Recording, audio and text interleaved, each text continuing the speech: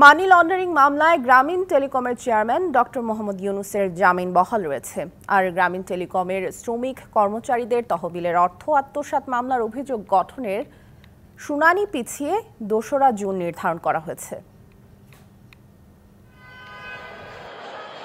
অর্থ আত্মসাৎ ও পাচারের মামলায় ডক্টর মোহাম্মদ ইউনূসের বিচার কাজের শুনানি পিছিয়েছে।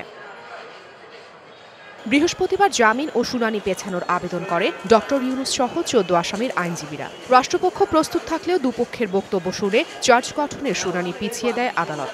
একই সাথে আগের শর্তে সব অভিযুক্তের জামিন মঞ্জুর করা হয়। এদিকে ডক্টর ইউনূস বলেছেন, কেন তাকে সুদখোর, দুর্নীতিবাজ বলা হচ্ছে তা জানেন না তিনি। তবে সব অভিযোগের বিচারের ভার তিনি জনগণের ওপর ছেড়ে দিচ্ছেন। ১, ২, ৩ ঢাকায় জমি জিতে নিন ১০০% ক্যাশব্যাক সহ ২০ কোটি টাকার পুরস্কার।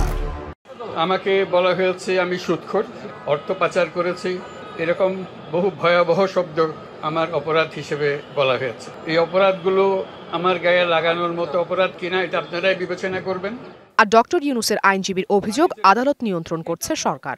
সরকার নিজেই ঘোষণা করছে আমরা ছাড়বো না, আমরা ছাড়বো না, আমরা এটার শেষ দেখব, আমরা এটার প্রতিশোধ নেব।